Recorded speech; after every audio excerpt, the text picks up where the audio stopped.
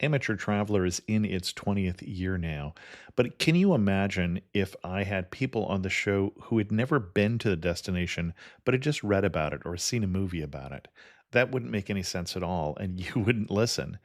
We all know how important it is to receive advice from people who know a destination to get the most authentic local experience. And a great option for experiencing this is Explore Worldwide and their authentic small group adventures, led by local tour leaders, perfect for solo travelers who want to meet like minded people with a desire for adventure.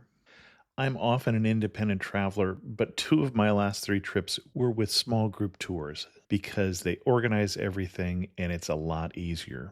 If you want to recreate the tour I did to Malta, they have a Malta and Gozo Discovery Tour. I'm intrigued by one of their tours called A Taste of Sicily. The company again is Explore Worldwide, and visit exploreworldwide.com to learn more. And thanks to Explore Worldwide for sponsoring this episode of Amateur Traveler. The nights are long, the days are short, and the weather is chilly to downright cold, depending on where you are.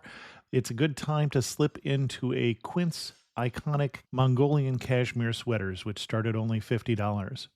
You can treat yourself to everyday luxury at an affordable price with Quince. If you really want to dive into luxury, you can check out their leather handbags, washable silk shirts, and European linen sheet sets. Whatever you're looking for at Quince, all the prices are 50 to 80% less than similar brands, and they do that by partnering directly with top factories and cutting out the middleman. They only work with factories that use safe, ethical, and responsible manufacturing processes. And of course, they use premium fabrics and finishes for that luxury feel in every piece. But you've already heard me rave about my Quince travel pants. Treat yourself this winter without the luxury price tag. Go to quince.com/traveler for 365-day returns plus free shipping on your order. That's QUINCE.com/traveler to get free shipping and 365-day returns. Quince.com/traveler. And thanks to Quince for sponsoring this episode of Amateur Traveler. I got my bags packed, I'm on a roll. I'm heading out there, and I'm ready to go. I'm looking real good in my passport. Amateur Traveler, episode 271. Today, the Amateur Traveler talks about castles, gullets, and ancient wonders as we go to Bodrum, Turkey. Got to see one more cathedral. I got to sit in one more cafe. I know that I should be heading home, but maybe not today. Welcome to the Amateur Traveler. I'm your host, Chris Christensen. Before we get into this week's interview, I do have three news stories for you.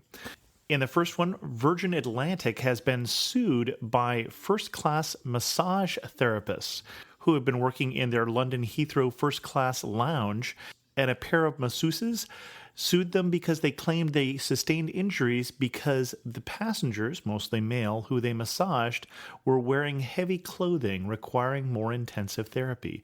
Both therapists have sustained enough injuries to have to quit their jobs and were awarded $500,000 in damages.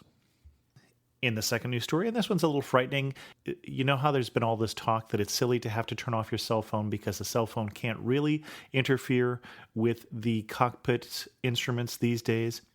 That's probably true, but it turns out that the Wi-Fi equipment actually has been interfering with some airlines.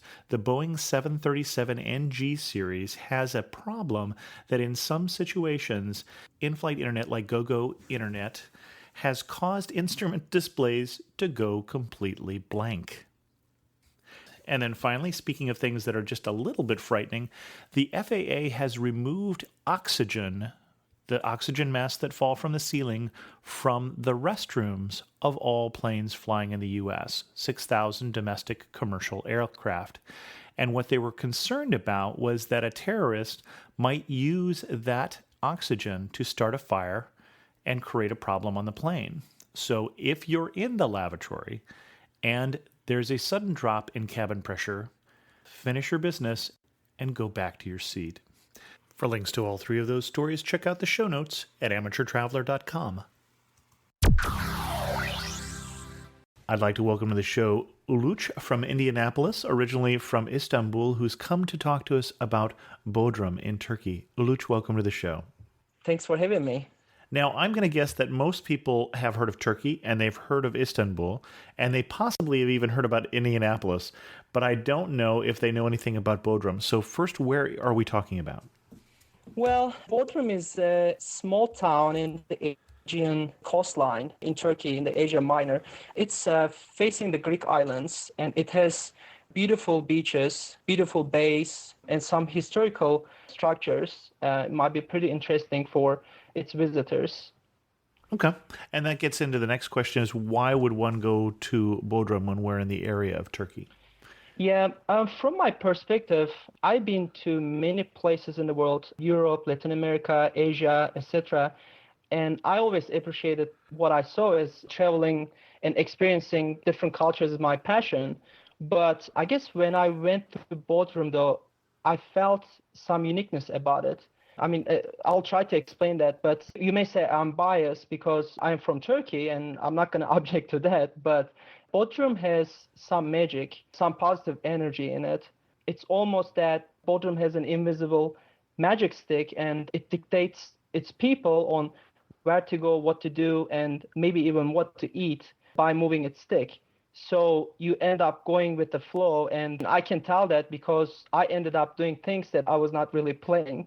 And also frequent visitors or locals in Bodrum don't make trip plans like what time to eat dinner and etc.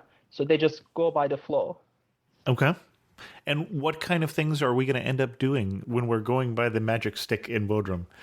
Well, maybe I should give you a little bit background information about Bodrum. Like Sure. I said, it's a small, charming, fascinating port town on the Aegean coast of Turkey.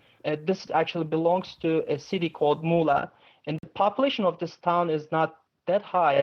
It's really 25,000 people. However, there's a lot of visitors, so in the summer it goes up to maybe 400,000. So Bodrum was a very quiet town of fishermen and sponge divers until maybe 1950s. And when a famous Oxford graduate historian, who is actually my favorite author at the same time, visited Bodrum, he fell in love with this place and ended up moving there. And then his name was Cevat Shakir. He actually died around 1973 or something like that. But he used a pen name Halikarnas balıkçısı, which means a fisherman from Halikarnas.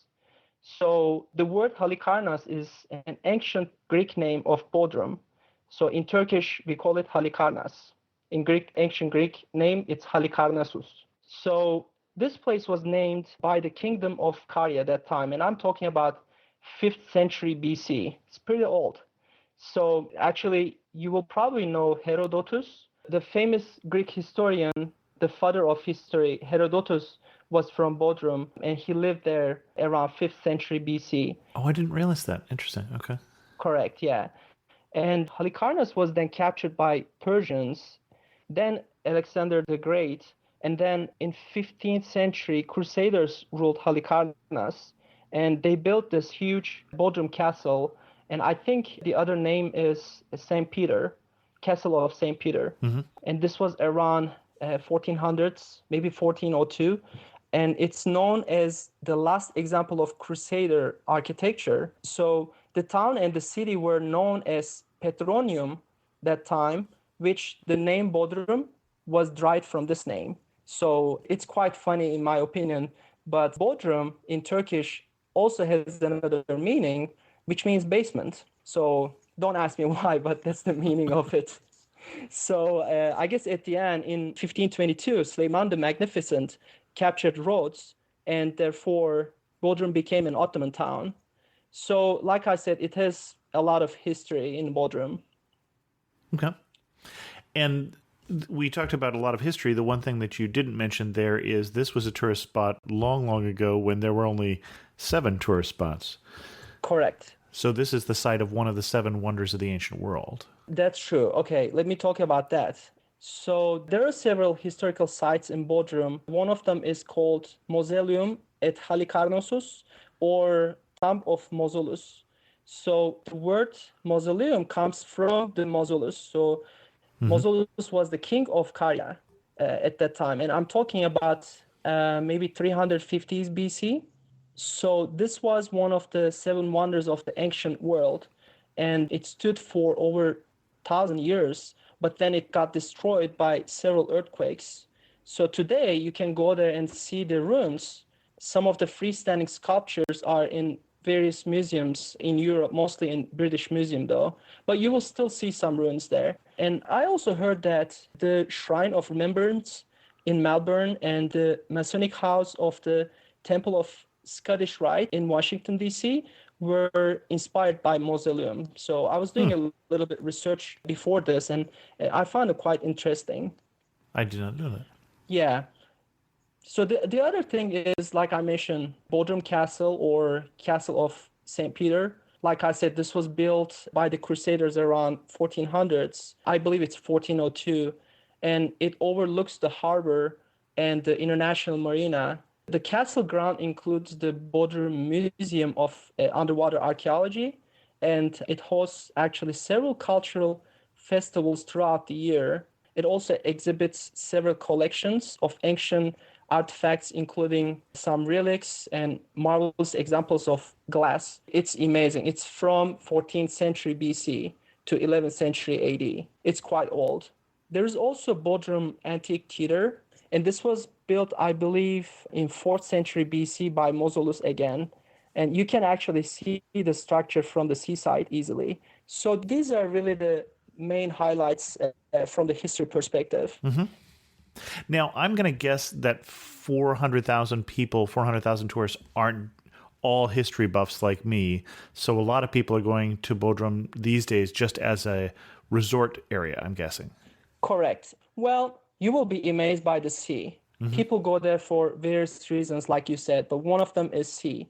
So people go there for scuba diving purposes. So there are a lot of tourists going to Bodrum for that. And I'm not a scuba diver, but when I went to Bodrum, I saw many local companies organizing scuba diving trips. Most of the shipwrecks, walls, drop-offs, tunnels, reefs, these are going to be all around Karada, which means Black Island. And this is really right across Bodrum, which takes about 20 to 30 minutes by boat. And since we mentioned sea, I'll cover a couple of other highlights. Besides the scuba diving, there's also other events related to sea. One of them is daily boat tours. And this is really my favorite event and my wife's favorite event as well. And every morning around 10 a.m., hundreds of yachts and gullets get ready to depart to visit multiple bays in Bodrum Bay. So these tours are called love boats or blue trips at the same time. And usually people on the boat lay down under the sun and enjoy the natural beauty of Bodrum, sun, sea, islands while voyaging. And the boat anchors in every bay for about, I believe, 30 minutes. People on the boat jump into the shiny blue water, and the water is so clear that you think that you can actually touch the bottom of it. But in actuality, maybe it is at least 50 to 60 feet deep. The crew serves drinks including beer and lunch, and usually lunch consists of fresh fish or maybe special mouth-watering koftes or meatballs. And then the trip ends about 4 p.m. So these daily tours usually cost about $15 to $20 per person, and the price may fluctuate depending on the season. If it is off-season, it may go even cheaper. Before we go on from there, my understanding also is that Bodrum is one of the places where you can get one of the longer tours on the, I say gullet, but I'm not sure exactly how to pronounce that. So the two-masted Turkish sailing ships. So you can get also week-long tours along the Turkish coast. And I think a lot of those leave from Bodrum. Am I right about that? Absolutely. That's true. Absolutely. That's on my list of things to do. So Okay. Yeah, I strongly suggest that. So, well, the other highlight, I would say yacht tourism from, I would say, Saudi King to some American and European celebrities go to Bodrum every summer. Or when you're in Bodrum, you see hundreds of yachts on the sea carrying flags of many nations from, Australia to United States. So I guess the yacht tourism is pretty busy as well. Okay. If we really want to experience Bodrum not just as a tourist, but we want to get a little more closer to the Turkish culture there, what sort of things should we do? Well, let's talk about the day life and nightlife. Sure. And we can definitely cover that too. Most of the time when I was there, if I'm not on the sea, in one of those blue tours with my wife, I was walking on the street, and there's this famous street called Barlar Sokağı, means bar street. Barlar Sokağı is 1 mile long street that runs parallel to the sea. So all the bars, restaurants, coffee shops, nargile or hookah bars, ice cream shops, local stores selling textile products or handcrafts are located on the street. Bars and restaurants usually offer a sitting area on the beach with a scenic view of the castle. So it's a pretty colorful and pretty warm place. And then actually, while you're walking on the street, I'm sure you're going to end up having some friends. People are pretty friendly. The local people, the store owners or the salespeople. If you go to Istanbul, let's say to Covered Bazaar or maybe outside of it, sometimes you may see some little bit more aggressive type of salespeople. The Grand Bazaar in Istanbul, yes. Yes, correct. Yeah. And actually, I remember one of your episodes, you had an interesting experience there. But in Bodrum, I really did not observe such thing. I mean, yeah, people try to sell their products. I understand that, but they're not very aggressive. And a lot of times I actually ended up being friends with these people, and maybe they order some coffee or tea. We started talking about politics, etc. And this is not really because I am from Turkey, and I really felt that because these people do the same thing with people from other countries too. And don't forget, these people speak 7 to 8 languages. Right, that's always been impressive, yeah. It's very interesting, yeah. And I mean, this is a very good opportunity to exchange some cultural values, Yeah, it's a cultural encounter.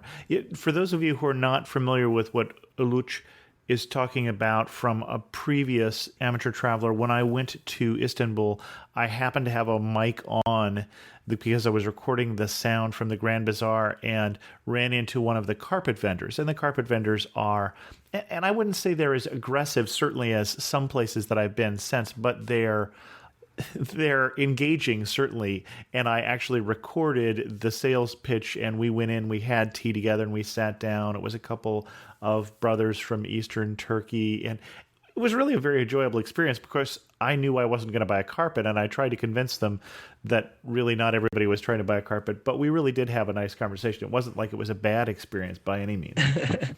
Yeah, and I always thought about the difference, but I think this might be the reason. A lot of times students from Istanbul or even from Europe, they go to Bodrum and they do a working vacation. Oh, interesting. Mm-hmm. Because it's such a fascinating place. So these people don't work on commission. They just make enough money to survive in Bodrum. They don't even save anything for their college. So they just end up going back with a nice, I guess... Tan. Exactly. Nice vacation that people cannot even dream of, Mm-hmm. And they're working at a lot of the cafes and shops. Absolutely. I remember we were buying a pair of jeans, and the lady approached us, and she was speaking in English, obviously, with a British accent. And I started talking to her, and she said when she was a college student, she went there just for vacation, and then she was working there in a carpet shop or something like that, and she ended up staying there. I think when she told me that time, she was in Bodrum for already more than 5 years, and she was not planning to go back. Yeah.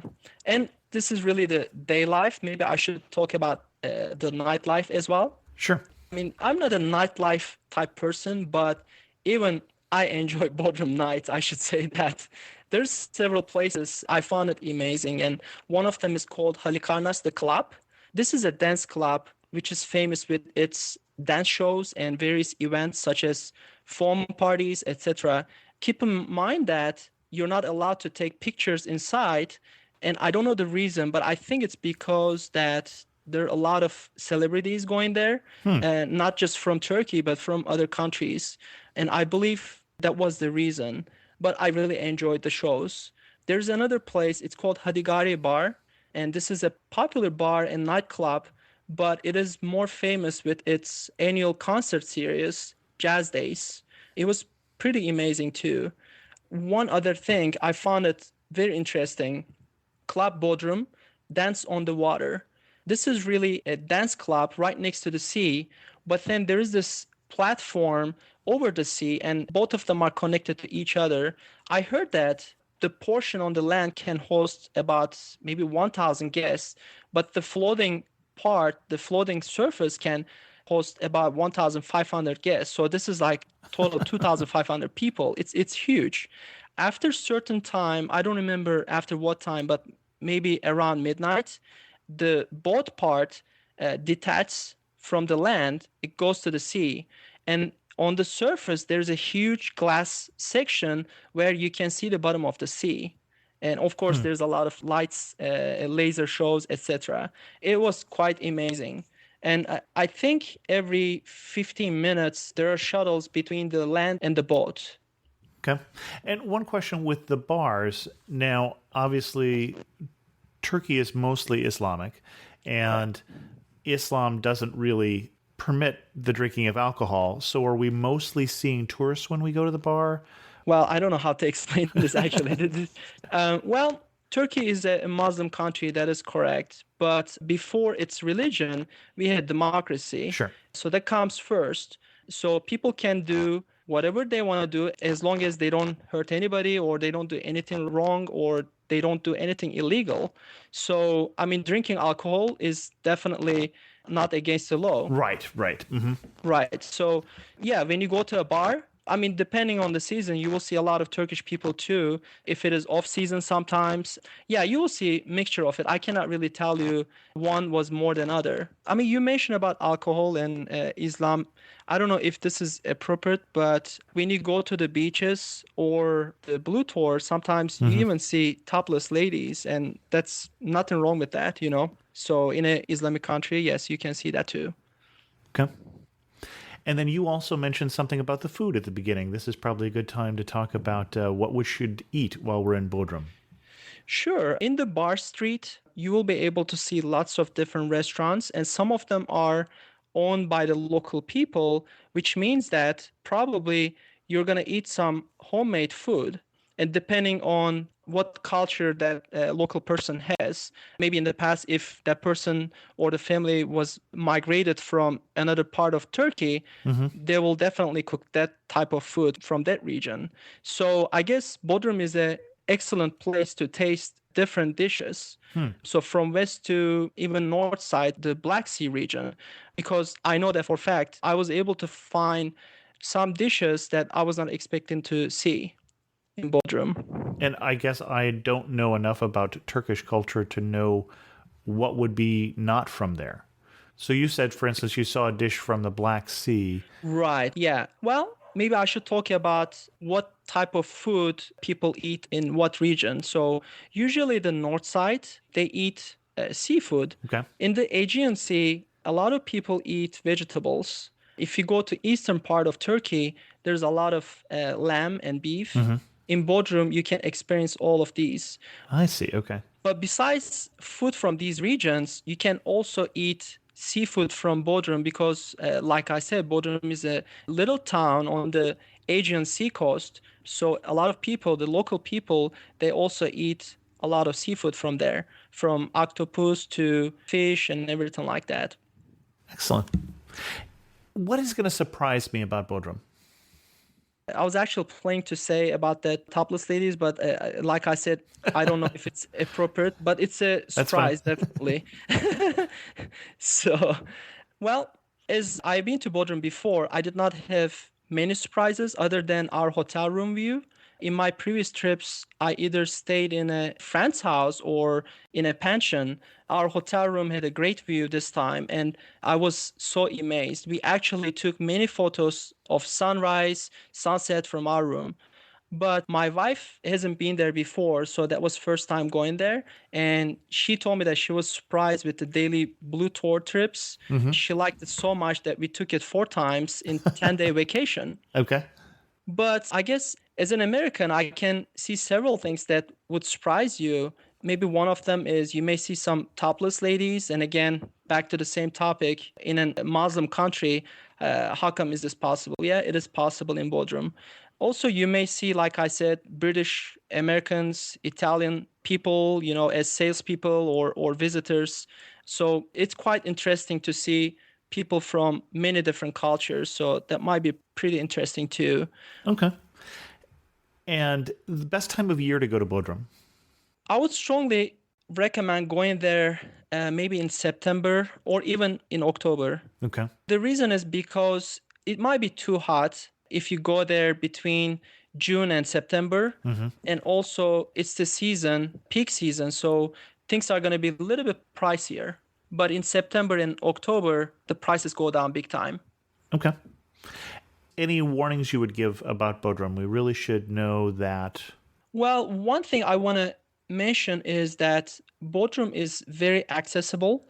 So within Bodrum, everything is pretty much walking distance. But also, there's other surrounding areas that you want to consider visiting. One of them is the island Kos. So this is a Greek island. So I think what I want to say is that if you get visa, you should definitely get multiple entry visa. And I think there's no okay. price difference because when you go to Kos, when you come back, that's another entrance. So if you have a single entry, you may have a problem. Okay. And as I recall, the visas, you could just get them right in the airport, for instance, when you arrive. So that's not a big problem. Okay. Correct. And it's very cheap. I mean, when I say problem, it's not a problem. I guess you need to buy another visa at that time. But I think it's something like $20. It's pretty cheap. Okay. One thing when you're in Bodrum that makes you laugh and say only in Bodrum? Well, when you see yourself talking to a person you met a few minutes ago, like you know this person for years, people are extremely friendly and curious about you. Even the salespeople, like I said, there were many times that a salesperson attempted to sell a product and I ended up not buying anything but had a long and fun conversation, drinking tea, coffee, beer, whatever. Okay. Now, as you describe Bodrum, I think of Bodrum versus Istanbul, which is a place you and I have both been. And Istanbul, I happen to love Istanbul. It probably is one of, if not my favorite city in Europe. Of course, it's also in Asia. Now we're down in Asia here. It sounds like this compared to Istanbul is it's much more of a beach culture, much more of a laid back. It's definitely a very laid back place. Like I said at the beginning, you almost don't need to make any plans. Just before going there, just do your researches, what options you have, but don't make any plans like what day and what time I should be wherever. Don't make such plans. Just go with the flow. It's very spontaneous. Okay. As we go to wrap this up, anything else we should know before we go to Bodrum? I think we covered a lot of things. Okay. I hope we did. So last two questions. Finish this sentence for me. You really know you're in Bodrum when what? Like I said, Bodrum has very amazing day and night life. It's actually 24/7 life. When I say that, I mean that when you walk on the street, let's say at 3 a.m., you're going to see people walking on the street and actually even local people, maybe families with their kids eating ice cream. Okay. Yeah, it's funny because I even had a photograph actually in the background. There's a couple of kids eating ice cream and I took that picture at 3:15 a.m. or something like that. Oh, funny. Interesting.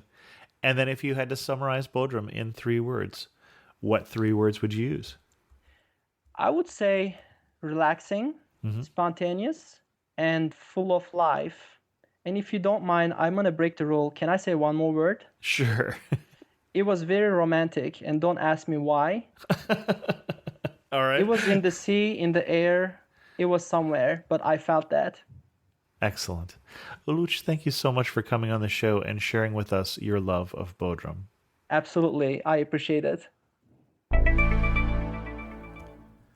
In news from the community, heard from Sam Oppenheim, who has been on the show a number of times in response to episode 270, Travel in Brooklyn. Woohoo, Brooklyn. I have lived in New York City for almost 15 years now and have been to many places on the podcast, but have not experienced enough of Brooklyn. Thank you, Andrew. Makes me want to revisit and explore and enjoy the other boroughs. I now work in Brooklyn and live in Queens. Some add-ons to your podcast. Number 1 food tip in Brooklyn, spring and summer at the Red Hook Ball Fields for amazing award-winning food trucks, El Salvadoran, Mexican, etc. Pro, best Latino food trucks in the Northeast. Con, hassle to get there by public transportation. Free IKEA shuttle bus from Subway or 10 to 15 minute walk. Ideal visit, car or bike on a sunny day. Number 1 memory of Coney Island, eating amazing Russian food about 10 blocks away from the boardwalk at a giant Russian restaurant/ballroom. Number 1 activity in Dumbo, that's art gallery openings, great studios, interesting work, so much wine and cheese, totally fun, but Chelsea may be better. So great to hear this podcast. Now let's get one on Queens. And then I heard from Tim. Tim was a guest way back on the Travel to Kingston, Ontario podcast, and he said, in response to a comment on Travel to Los Angeles Part 1, John O'Groats is a Scottish town at the northernmost part of the British Isles. Eric says the cafe is like an Irish coffee shop with scones, but it's actually probably of Scottish derivation. Thanks to both Tim and to Sam. If you would like to do as they did, you can comment on this episode at amateurtraveler.com, or you can send me an email to host@amateurtraveler.com. You can also follow me on Twitter at Chris2X. And as always, thanks so much for listening.